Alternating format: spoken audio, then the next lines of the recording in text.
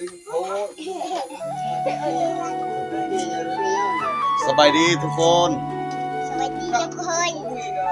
ปอกซ่านพี่น้องนี่ปอกยอดซ่านเนาะเมียไปเฮ็ดเบิ่งเว้นนี่เนาะตัวนี้ปอกแล้วเนาะตัวนี้ยังบ่ทันได้ปอกพี่น้องเนาะเบิ่งโทรทัศน์ไปนำเนาะ ซาเข็นมัง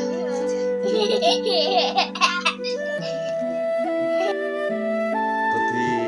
ปอกแล้วก็ได้เท่านี้เนาะมื้ออื่นว่าสิขายพี่น้องเนาะขายเฮ็ดเป็นทงเนาะพี่น้องเนาะทงหนึง 10,000 กีบพี่น้องเนาะนี่ผู้ใดได้เคยเห็นเนาะเคยกินเนาะคนลาว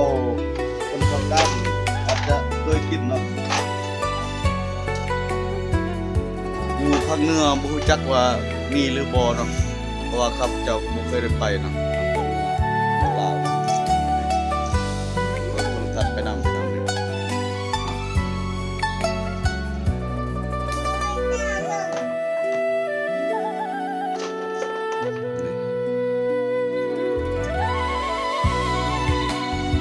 ที่ปอกเนาะ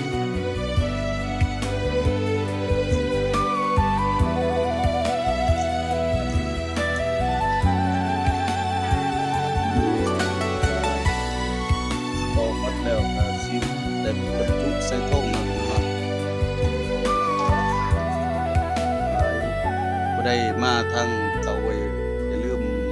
แวะมาอุดหนุนเด้อพี่น้องเด้อเนาะลองกินแหน่ผู้ใดเคยมาทางเตาเวยเนาะกินดิบก็ได้พี่น้องนี่อันบ่รสชาติก็สิพาดๆคมๆเนาะมีความมันหน่อยนึงเนาะแล้วก็พาดๆแน่เนาะคมๆแน่เนาะกินจำแจ่วคักพี่น้องเนาะหรือว่าป่นกับหนูลามเอาเนาะเฮ็ดข้าวเปียกก็คักพี่น้องเนาะพี่แม่ครับเจ้าเคย